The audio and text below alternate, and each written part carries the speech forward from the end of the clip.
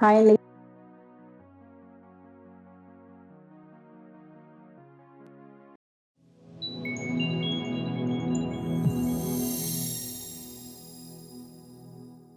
ఈరోజు మన హరెక్కా వంటిల్లో మడత కాజా మంచి స్వీట్ రెసిపీ అండి. ఎలా చేయాలో చూద్దాము. ముందుగా దీనికి కావలసిన పదార్థాలు తెలుసుకుందాం రండి. నేను 1 కప్పు మైదా పిండి తీసుకున్నానండి. 1 కప్పు మైదా పిండికి కప్పున్నర పంచదార తీసుకున్నాను. ఒక 2 యాలక్కాయలు, డీప్ ఫ్రైకి సరిపడా ఆయిల్, కొద్దిగా వాటరు పిండి కలుపుకోవడానికి, ఒక నిమ్మకాయ చెక్క, పొడి పిండి కొద్దిగా పక్కకు పెట్టుకున్నానండి. ఆయిల్ ఇది దేనికి పక్కన పెట్టుకున్నాను అనేది ప్రాసెస్లో చూపిస్తాను నేను. ముందుగా ఎలా తయారు చేసుకోవాలో చూద్దాం రండి. స్టవ్ వెలిగించుకొని ఈ ప్యాన్ పెట్టుకున్నామండి. దీంట్లో కొద్దిగా ఆయిల్ పక్కన పెట్టుకుందాం అన్నాను కదా, ఈ ఆయిల్ని వేసుకొని బాగా వేడి చేసుకుందామండి. ఇది చక్కగా చూడండి, పిండి జల్లించి పెట్టుకున్నాను ముందుగా. దీంట్లో ఈ పిండి ఉన్నది కదండి, ఈ పిండిలో వేడివేడి నెయ్యి కానీ, నూనె కానీ, డాల్డా కానీ వేసి పిండి కలుపుకుంటే బాగుంటుంది. మన కాజాలు అనేవి బాగా గుల్లగా వస్తాయండి. ఆయిల్ బాగా వేడైంది.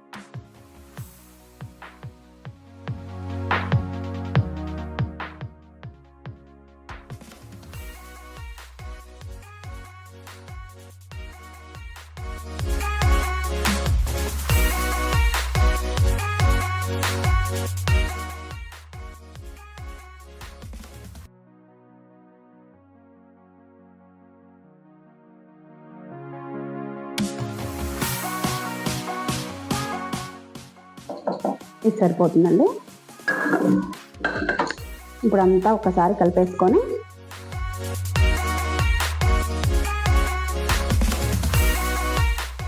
ఇప్పుడు దీన్ని చేతితో కలిపేసుకుందాం. చూడండి, పిండి కలిపిన తర్వాత పిండి చక్కగా ఇట్లా ఉండలాగా రావాలండి. మీకు పొడి పొడిగా ఉన్నదంటే ఆయిల్ సరిపోలేదు, కొద్దిగా వేసుకోవచ్చు.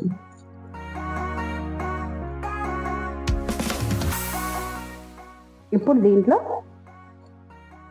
కొద్దిగా వాటర్ పోసుకుని, కొంచెమే పడతాయండి వాటర్, కొద్దిగా పోసుకుంటూ కలుపుకోండి.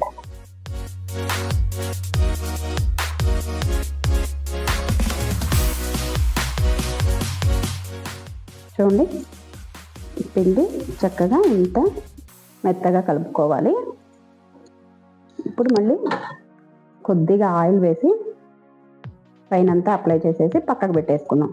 దీన్ని పక్కన పెట్టేసుకుందాం. ఈలోపు మనం షుగర్ సిరప్ రెడీ చేసుకున్నాము.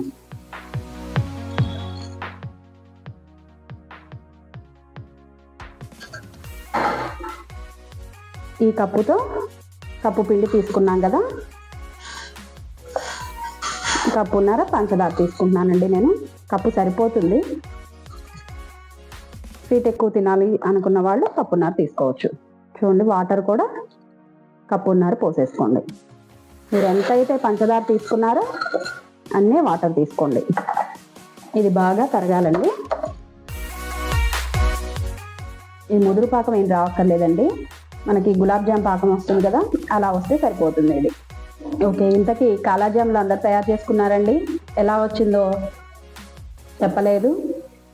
చూడకపోతే పైన కార్డ్స్లో ఉన్నాయి చూడండి, డిస్క్రిప్షన్లో కూడా ఉన్నదండి. ఇప్పుడు ఈ 2 యాలక్కాయలని ఇట్లా కట్ చేసుకొని వేసేసుకుందాం.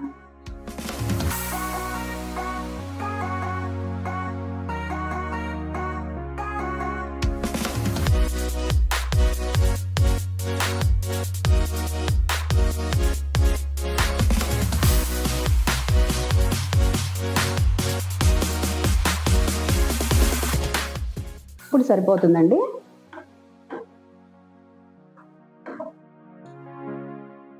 చూడండి, మరీ తీగ పాకం రాకూడదండి. ఇది గులాబ్ జామ్ పాకం లాగా వస్తే సరిపోతుంది. ఇప్పుడు స్టవ్ ఆఫ్ చేసేసుకొని దీంట్లో కొద్దిగా నిమ్మకాయ రసం పిండేసుకున్నామండి. ఇది దేనికంటే మనకి పాకం అనేది గడ్డగట్టకుండా ఉంటుందండి.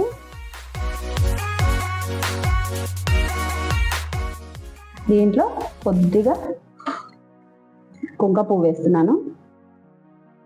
మనకి పాకం అనేది చక్కగా కలర్గా ఉంటుందండి, బాగుంటుంది. ఇప్పుడు దీన్ని పక్కకు పెట్టేసుకుందాం. చూడండి, మనం పిండి ముందుగా కలిపి పెట్టుకున్నాం కదా, పిండి చూడండి ఎంత బాగా నానిందో. ఇప్పుడు మళ్ళీ అంతా ఒకసారి కలుపుకొని దీన్ని చపాతీ ముద్దల్లాగా ఎన్ని వస్తే అన్ని చక్కగా అన్ని సమానంగా చేసి పక్కకు పెట్టేసుకోండి. చూడండి, నాకు 5 చపాతీ ముద్దలు వచ్చినాయండి. ఇప్పుడు వీటిని చక్కగా పల్చగా చపాతీలాగా చేసేసుకున్నాం, పక్కన పెట్టుకున్నాం. చూడండి, అన్ని చపాతీలు ఇట్లా చక్కగా పల్చగా చేసుకొని పక్కన పెట్టుకోండి. ఓకే అండి, ఈ చపాతీలు చేసుకున్నాం కదా, ఇవి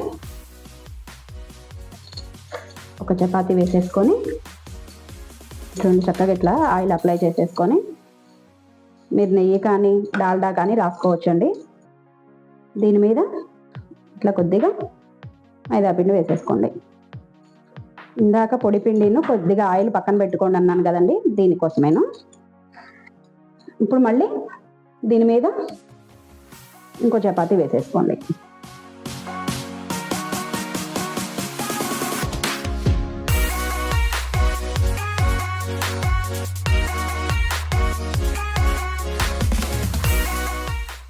అయిపోయిందండి.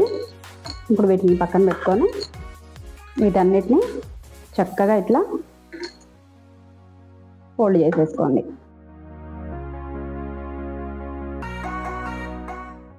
ఇప్పుడు దీన్ని అంచులు కట్ చేసేసుకోండి.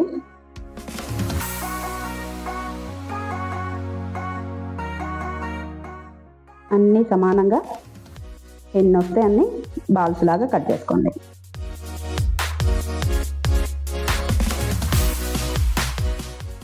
చూడండి, నాకు 5 బాల్స్ లాగా వచ్చినాయండి. వీటిని మీ చపాతీ కర్రతో కానీ చేత్తో అయినా సరే ఇలా పల్చగా చేసేసుకోండి.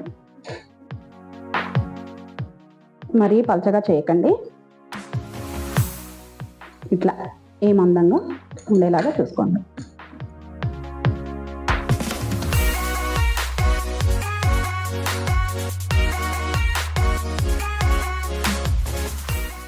మీరు ఇంకా చిన్నవన్నా చేసుకోవచ్చండి. చూడండి, అన్నీ ఇలా చేసుకొని పక్కన పెట్టేసుకొని వీటి మీద ఒకటి ప్లేట్ బోర్లు ఇచ్చేసుకుందాం. పిండి ఆరిపోకుండా ఉంటుంది. ఈలోపు మనం ఆయిల్ వేడి చేసుకుందాం. ఇప్పుడు డీప్ ఫ్రైకి సరిపడా ఆయిల్ పోసేసుకుందాం అండి. నూనె వేడైందండి. స్టవ్ సిమ్లో పెట్టుకొని చక్కగా గోల్డెన్ బ్రౌన్ కలర్ వచ్చేదాకా వేయించుకుందాం. స్టవ్ సిమ్లో పెట్టుకొని వేయించుకోండి వీటిని. నూనె ఎక్కువ వేడిగా ఉండకూడదండి.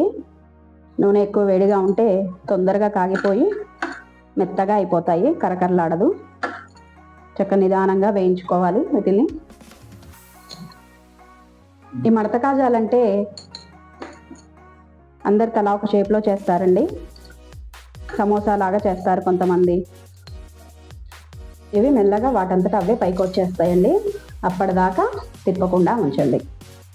చూడండి, అన్నీ బాగా చక్కగా పైకి తేలి ఇట్లా వస్తాయండి.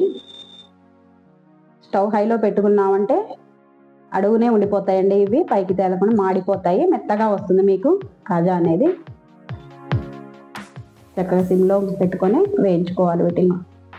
చూడండి, పొరలు పొరలుగా ఎంత బాగా వస్తున్నాయో. చూడండి, వీటిని అన్ని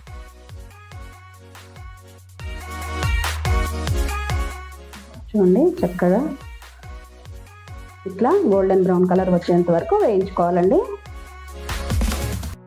స్టవ్ పొరపాటుని కూడా హైలో పెట్టి వేయించుకోకండి, మెత్తగా అయిపోతాయి. ఇట్లా గుల్లలాగా రావండి. చూడండి ఎంత బాగా వచ్చినాయో.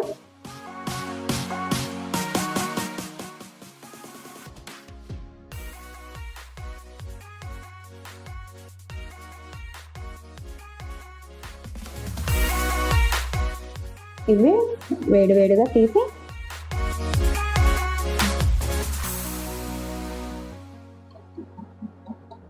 తీయంగానే దీంట్లో వేసేసుకోండి.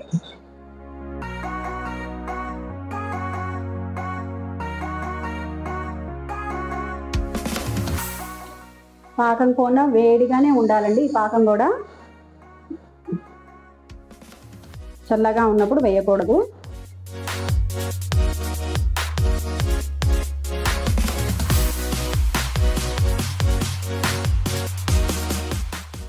చక్కగా దీంట్లో మునిగేలాగా వేసి ఒక 5 నిమిషాలు దీన్ని వదిలేసేయండి. పాకం అంతా తొందరగా పీల్చుకుంటాయి. చూడండి, పాకంలో ఎక్కువసేపు ఉంచకూడదండి. ఒక 5 నిమిషాలు ఉంచితే సరిపోతుంది. ఎక్కువసేపు ఉంచితే మెత్తగా అయిపోతాయండి.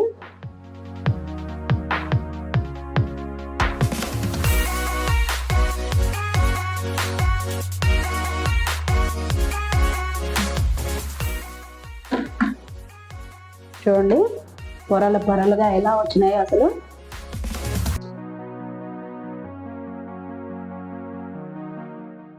చూడండి ఎంత బాగున్నాయో. చూడండి, మడత కాజాలు ఎంత బాగా వచ్చినాయో. మీరు కూడా ఇలాగే ట్రై చేయండి. మా ఛానల్ మీకు నచ్చినట్టయితే ముందుగా సబ్స్క్రైబ్ చేయండి, లైక్ చేయండి, షేర్ చేయండి. Thank you.